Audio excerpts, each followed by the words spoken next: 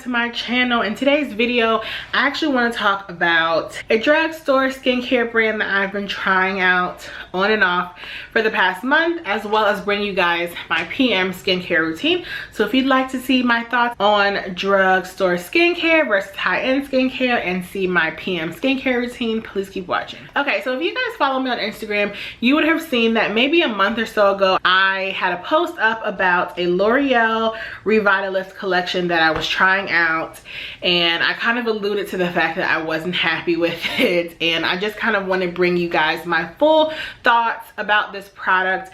I was sent the L'Oreal Revitalift collection from Influencer, so I received the 10% pure glycolic acid. It's kind of like a serum. I also received the Revitalift sunscreen. This is the broad spectrum SPF 30. This is more of like a moisturizer with a sunscreen. Let's see. Yeah, I think this is just more of a moisturizer with a sunscreen. And the third product is the L'Oreal Revitalift moisturizer that is fragrance free. So maybe this is just purely a sunscreen. I don't know. I use it as a sunscreen and a moisturizer, but this is just a regular moisturizer that doesn't have fragrance in it. Now, I want to tell you guys my 100% real experience with this product. As you guys know, I get products from Influencer, and I love Influencer because it allows me to be able to try products that I either don't know about, don't want to purchase myself, or that I think that you guys would like. And so I review every single product that they give me. I try to do a video review about it, or at least review it on my Instagram. And this I was excited to try because you guys know I'm really into skincare right now. I just think as I'm aging, hopefully gracefully, skincare is one thing that I need to focus on, just because I already have my fair share of skincare problems. So if I could just preserve my youthfulness and my radiance and all that good stuff, then that puts me at a step ahead for aging. So I tried this product out and I had high hopes for it, you guys. I really did. I am not someone who is against drugstore skincare. There are a few products that I love from the drugstore.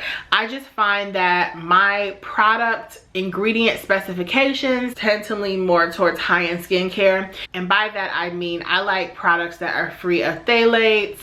What are the other things? Parabens. I like for them to be as all natural as they can, just because I battle my fair share of problems as far as like hormonal acne and everything like that. And I have other issues, and I just like to have all natural skincare if I can. So for that reason, I tend to use more high-end products. I also find that it's easier to find reviews on those type of products, and a lot of times you can return them with no hassles. And sometimes, depending on where you're purchasing your drugstore items, you might be spending upwards of $20, but you may not be able to return that product if you do, say, have an allergic reaction. So when I first started using this L'Oreal collection, I was optimistic because, like I said, I do have some items that I love from the drugstore, and I do like L'Oreal overall. I believe L'Oreal is a subset of Estee Lauder. I might be incorrect, but I believe they are. So with that being said, you would think that I would tend to like products that L'Oreal has as well as Estee Lauder, because I do love Estee Lauder skincare. Well, you guys, unfortunately, I couldn't even use these products for the whole 30 days because when I was applying them on my skin, it was burning. Now, I will preface this by saying I've recently started using this Epiduo Forte for my acne that I get on my face, and that has made my skin very, very sensitive. It's caused me to have a lot of texture recently, a lot more breakouts, as I think my skin is just purging, or maybe that's just my skin doing its own regular thing. But I've had my fair share of skin problems lately, and this L'Oreal line just did not work with me. I used every product at least 5 days in a row, and as soon as I applied each step, my skin was on fire. Like literally, I had to some days just start over and wash my face and get these products off of my face because it felt like heat was being emitted from my face. And if you know anything about having a product reaction, especially if you're allergic to an ingredient or something, it really can cause your skin to start feeling hot. You could look like you have rosacea, and that's something that I definitely didn't want to go down that hole with. I've had product reactions in the past and they are no fun. So a few days I did just grin and bear, but I will be honest and say sometimes when I put these items on my face, this product especially, this glycolic acid, this just burned so much, and this is only 10%. And what I don't understand is that a lot of the ingredients in these skincare items I have in my higher end skincare. So I don't know if it's just the way the properties are put together in this line. I don't know, but you guys, my skin was on fire. I do think it's attributed to this Epiduo Forte that I've been using, but I can honestly say that with the majority, well, with all the other products that I use in my skincare routine right now, I don't have that burning sensation and I don't have an allergic reaction. So I don't know what's going on with this L'Oreal Revitalift collection, but you guys know I bring to you my 100% honest opinion. It doesn't matter if I paid for it, if it was gifted to me from a company or by a family or friend. I'm gonna give you my 100% honest opinion, and this, it felt like my face was on fire. So I will not be continuing to use this. I've actually discontinued use. I didn't get to use it for the full 30 days because I just thought that my skin was gonna like burn. It was really bad. So I will be discarding these products, and I hate to do it because I was sent them and I don't like to waste products, but I also don't think that you should continually do things that are gonna harm you. That totally defeats the purpose. And while I'm working on my skin, it's totally going backwards if I just continue to use a product that's not beneficial for my skin. And nothing good can come of your skin feeling like it's on fire and being hot to touch and just burning, and you know, that's just not great. So unfortunately, this L'Oreal Revitalift line just did not work for me. Now, that's not to say that it won't work for some of you. I've also never had an issue where skincare like this has burned on my face. I really think it is because I'm using the Epiduo Forte, but that's something that I'm really enjoying the overall benefits of, and I'm not going to stop using my Epiduo Forte just because other products don't interact well with it.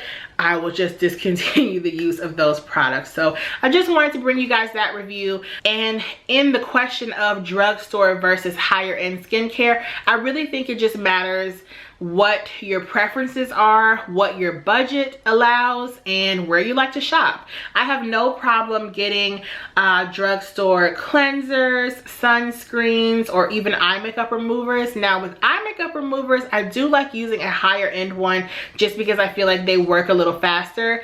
But if I was trying to really scale back on my budget as far as skincare, that's something that I would have no problem doing.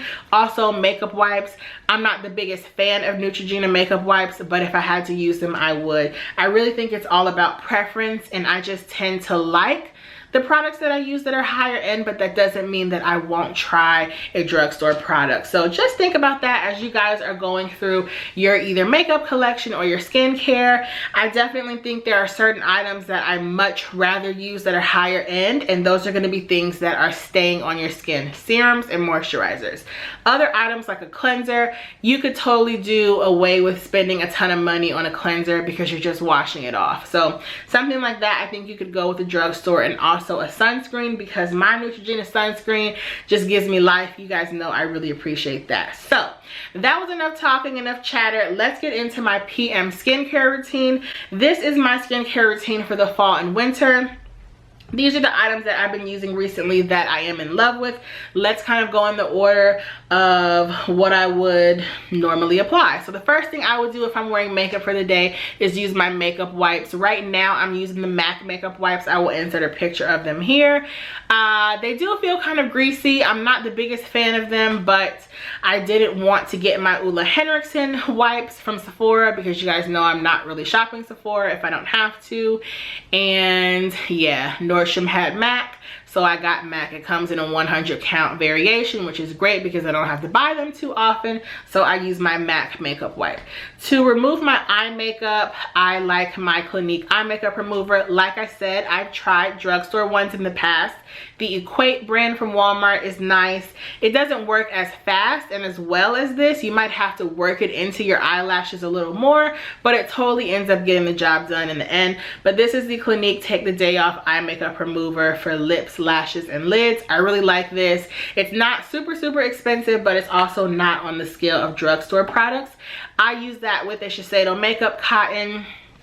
It's like a square. I'll insert a picture here as well. I really like those. They don't break apart on your face. You won't get cotton on your eyelashes. It's very soft and they're luxurious. Once again, that's not a necessity. If you do not want to spend $10 on cotton for your eye, I totally get it. I haven't always done that. I used to go right to Target or Publix or Kroger or whatever and get my $1 to $2 cotton rounds, but you know, I don't know. Okay, so after cleansing or after removing my makeup, if I notice that my skin just feels a little grimy still, I will use my Clarisonic. I don't use my Clarisonic too often just because I don't find I need it every day, but when I am using it, maybe like once or twice a week, sometimes not at all in the week, I use it with my favorite cleanser. This is my Estee Lauder Perfectly Clean Multi-Action Foam Cleanser / Purifying Mask. If you put this on your face, I believe on your dry face, you can use it as a mask. I've never done so. Once again, this is not a necessity, paying a lot of money for a cleanser. I just like this. I like the way it smells. I like the way it feels. And so that's why I buy it, but it's totally not a necessity. These work really well together. This has a nice lather. It does burn or sting when it gets in your eyes, so avoid your eye area. But other than that, I really like that product.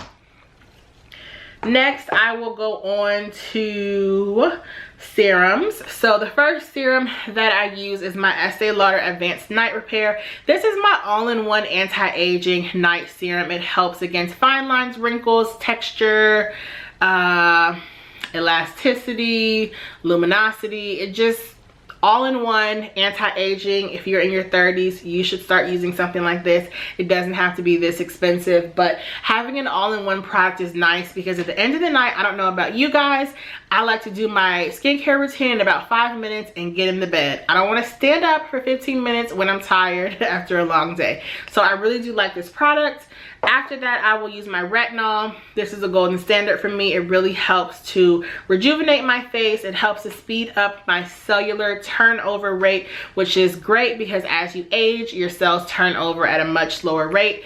And that's why it takes longer to repair our skin and our bodies as we age, because our cells are not rejuvenating as quickly as they used to. So retinol really helps with that. I love this. I just put a little bit in my hand and apply it over my face. Then, depending on what my skin is going through will determine what I do next, but I'll just share these items with you. The night cream that I am obsessed with, that I will always and forever use because it is amazing. It is very expensive, but it is worth it.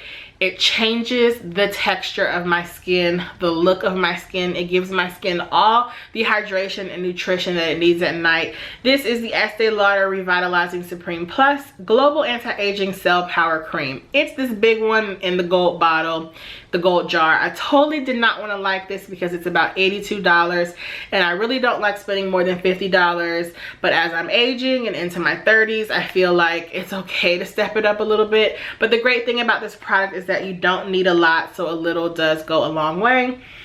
It's scented, but not too much, and it's nothing offensive that lingers.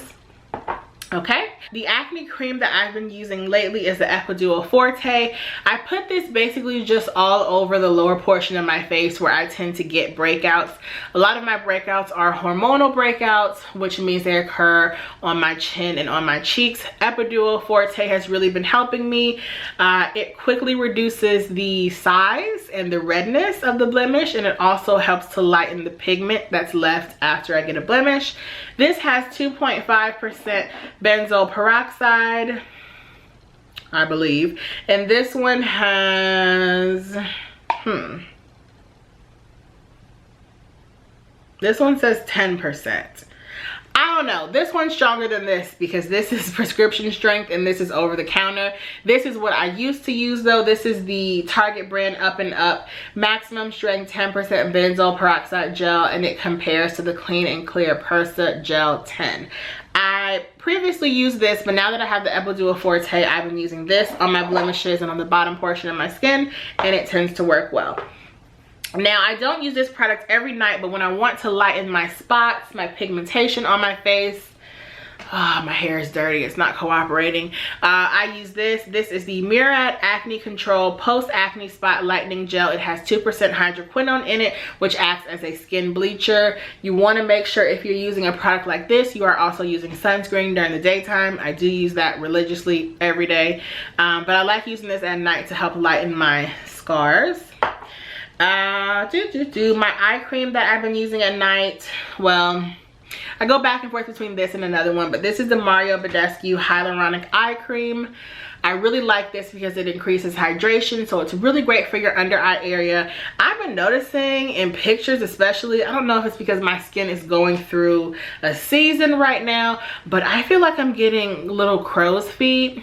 Hopefully it's just because my skin is irritated and that's not really happening, because we will go get Botox and fillers. I am not against that. But I do like this for hydration. The other eye cream that I really like is the Shiseido Benefiance Wrinkle Resist Eye Cream, and I will put a picture of that up as well. And the last thing that I've been using pretty regularly is this Kiehl's Ultra Facial Overnight Hydrating Mask. I talk about this all the time. It's one of my top skincare masks. I really like it because it helps to hydrate my skin.